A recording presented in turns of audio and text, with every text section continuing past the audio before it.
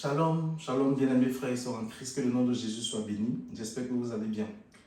Je vais tout de suite confier ce temps au Seigneur. Merci Jésus pour ce moment que tu rends possible. Merci de permettre que le message puisse impacter une vie au nom de Jésus. Si une personne est touchée, alors Seigneur, nous avons atteint l'objectif.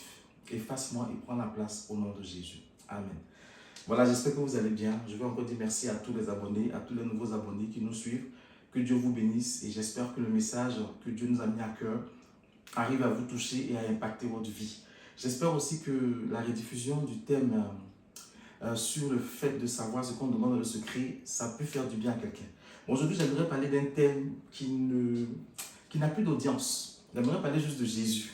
Voilà, on est plus dans le spectaculaire, plus dans le matu-vu, plus dans le miracle, plus dans ces choses-là que Jésus. Et Dieu m'a mis à cœur depuis un certain temps de reparler de Jésus. Donc, je vais faire cette vidéo-là peut-être sur 2-3 séances, mais je vais parler du modèle qu'est Jésus, que nous devons nous-mêmes imiter. Amen. La Bible dit ceci en 2 Corinthiens 3, le verset 18. Mais nous tous, qui à face découverte, contemplons comme dans un miroir la gloire du Seigneur, nous sommes transformés en la même image de gloire en gloire, comme par le Saint-Esprit, comme par le Seigneur. Amen.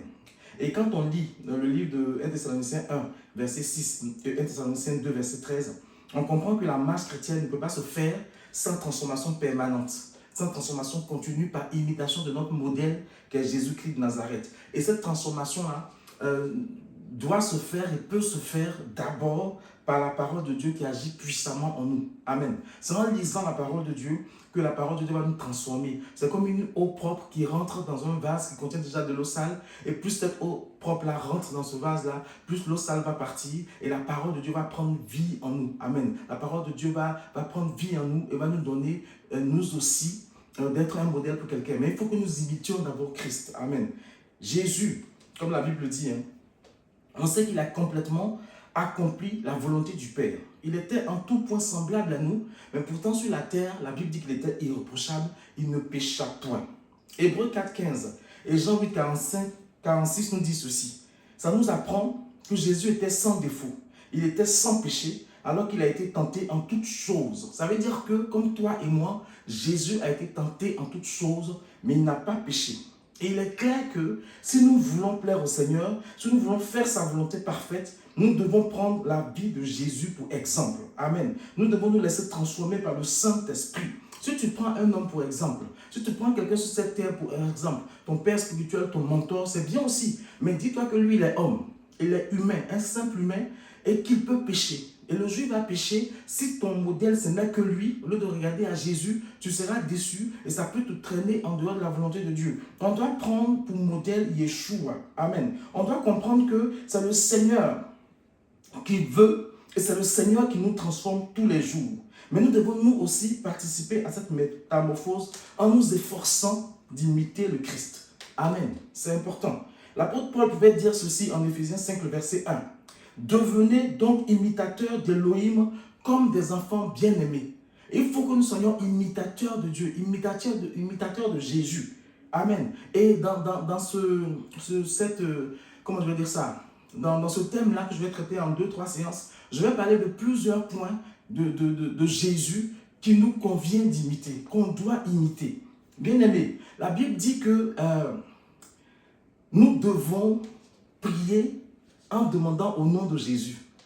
Et comme je l'ai dit la dernière fois, pour demander quelque chose au nom de Jésus, il faut savoir ce que Jésus a préparé pour nous. Ce n'est pas juste finir la prière par au nom de Jésus, Amen. Non, ça c'est une tradition évangélique. C'est venir devant Dieu avec les choses que Dieu a prévues d'avance pour nous et piocher cela, piocher sur cette liste-là et demander à Dieu. C'est venir avec les œuvres que Dieu a préparées d'avance pour nous. Amen. Et c'est venir avec cela et demander à Dieu. Mais on ne peut pas connaître ces œuvres-là que Dieu a préparées d'avance pour nous si on n'est pas imitateur de Jésus. Il est important de comprendre qu'avec le péché d'Adam et Ève, un voile a été mis au devant de nous. Donc les choses que Dieu a réservées pour nous dans le spirituel, on ne les voit plus. C'est caché. C'est par la révélation qu'on va voir ces choses-là, qu'on va les appeler, et qu'on va les présenter à Jésus et Dieu va nous exaucer. C'est pour cela qu'il dit en Jérémie 33, invoquez-moi au jour de la détresse, je vous révélerai les choses choses cachées. C'est-à-dire que les choses pour ta vie, les choses qu'il a disposées pour toi qui sont cachées, parce que tu deviens imitateur de Christ, et quand tu vas l'invoquer, il va ouvrir tes yeux et tu vas voir, avoir cette révélation et tu vas savoir ce que Dieu attend de toi et tu vas lui demander et il va t'exaucer. On ne peut pas être exaucé si on n'est pas imitateur de Christ. Les miracles et toutes ces choses que tu cherches sont en Jésus. Pour que tu vois cela se réaliser, il faut simplement que tu sois imitateur de Christ. Amen. Ce qu'il faut comprendre, en premier point, c'est que Jésus était un homme soumis. Et si Jésus était un homme soumis, il attend que ceux qui l'imitent soient aussi soumis. Yeshua HaMashiach était tellement soumis à son Père Céleste que même la mort n'était pas un obstacle à son obéissance. Amen. Quand on lit Luc 22, 42, on dit, Père, si tu voulais éloigner cette coupe de moi, toutefois, que ma volonté ne soit pas faite, mais la tienne. C'est-à-dire qu'il était tellement soumis que même si cette soumission devait faire qu'il devait affronter la mort pour nous sauver, il était prêt à le faire. Sa volonté ne signifiait rien. Seule la volonté du Père compte. Il faut que, comme Jésus, nous soyons soumis, même si cela doit nous coûter la vie. Jean 4, 34 dit ceci. Jésus leur dit, mon aliment est de faire la volonté de celui qui m'a envoyé et d'accomplir son œuvre. Jean 6, 38, car je suis descendu du ciel, non pas pour faire ma volonté, mais la volonté de celui qui m'a envoyé. Et quand on lit ces deux passages-là, on comprend que Jésus nous invite à apprendre à abandonner notre volonté au profit de celle de Dieu. La soumission, c'est aussi abandonner sa volonté au profit de la volonté de Dieu. Et quand on lit Romains 1, 28, on voit donc qu'il n'y a plus aucune condamnation pour ceux qui sont en Jésus. Amen. Pour ceux qui marchent selon sa volonté, non selon la chair, mais selon l'esprit.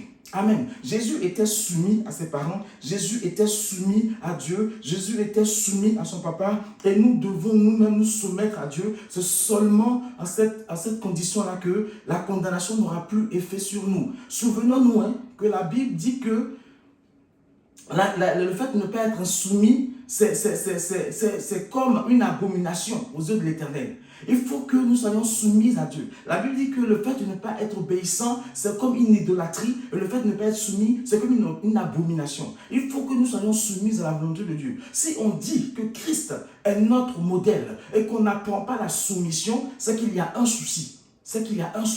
Amen. Donc Jésus était soumis à son Père. Donc si toi aussi, tu veux que Christ soit ton modèle, première chose à faire, il faut apprendre la soumission à ton papa Yahweh. Amen, amen. Et le deuxième point que j'aimerais travailler aujourd'hui, c'est que Jésus était un homme fervent dans la prière. Amen.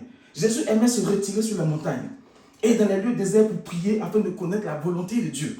Bien-aimés frères et sœurs en Christ, tu ne peux pas connaître la volonté de Dieu, tu ne peux pas savoir ce que Dieu attend de toi si tu n'es pas quelqu'un qui prie. Si tu n'es pas quelqu'un qui prie, amen. Si tu n'es pas quelqu'un qui parle à ton Dieu. Si tu n'es pas quelqu'un qui se retire pour parler à Dieu. Si tu n'es pas quelqu'un qui tout au long de sa journée parle à Dieu, tu ne peux pas connaître sa volonté. Amen. On voit cela en Marc 1, 35. Et tôt le matin, pendant qu'il faisait très sombre, il se leva et sortit pour aller dans un lieu désert et il priait. Et quand on lit Matthieu 14, 23, on dit, et après avoir renvoyé la foule, il monta sur la montagne pour prier à l'écart, que le soir venu, il était là seul. Sa vie de prière était tellement remarquable que les disciples lui demandaient de leur apprendre comment prier, de leur enseigner comment prier. Amen. Quand on voit cela en Luc 1, tu vois, non? Où les disciples lui demandaient de leur apprendre à prier. Ça veut dire que Jésus aimait prier. Et comme Jésus était le modèle de ses disciples, ils ont vu comment il priait, ils ont demandé qu'il leur apprenne à prier. Il faut que ta vie de prière soit remarquable. Il faut que tu apprennes à prier comme Jésus.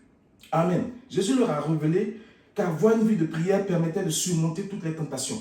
Parce que prier, c'est aller en quelque sorte parler à Dieu, mais c'est aussi aller voir en quelque sorte un thérapeute. Ton thérapeute, c'est Jésus, c'est Dieu. Quand ça ne va pas, c'est à Dieu que tu vas parler. Et contrairement au psychologue, contrairement au thérapeute, contrairement aux autres personnes, lui, il va t'écouter et il saura te réconforter parce que c'est lui qui t'a créé. Il te connaît. Donc, parler à Dieu, c'est aussi lui soumettre nos problèmes. C'est aussi lui parler de nos échecs. C'est aussi lui parler de nos appréhensions. C'est aussi nous parler de nos quêtes, de nos angoisses, de nos anxiétés. Il faut lui soumettre. Et tout cela, c'est par la prière. Et la Bible dit qu'il va les recueillir. Parce que lui, il prend soin de nous. Luc 21, 36 nous dit ceci. Veillez donc, priant en tout temps, afin que vous soyez jugés dignes d'échapper à toutes ces choses qui arriveront et de vous tenir debout devant le Fils de l'homme. Amen. Nous devons aussi imiter le Seigneur qui consultait son Père pour recevoir ses indications et être soutenu dans le moment de détresse. Et pour consulter son Père, il n'y a pas d'autre moyen que la prière.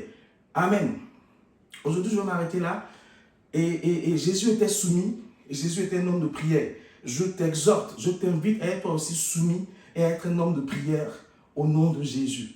Que le nom de Jésus soit béni. Et souviens-toi toujours que Yahvé Sabaoth, c'est ton papa. Si ce message-là t'a plu, n'hésite pas à le réécouter, n'hésite pas à le partager. Et si tu as des questions ou des demandes spécifiques, n'hésite pas à nous contacter. Voilà, on va te rappeler, si tu veux prier avec nous, tu veux parler avec nous, n'hésite pas. Que Jésus soit béni et je te souhaite une bonne journée, que ta famille soit bénie, que ton projet soit béni, que ton travail soit béni et que ce que tes mains touchent prospère au nom de Jésus. Surtout, souviens-toi que tu dois être un chrétien soumis à son Père, tu dois être un chrétien qui aime parler à son Père, donc qui aime prier. Shalom, shalom. On se retrouve la semaine prochaine.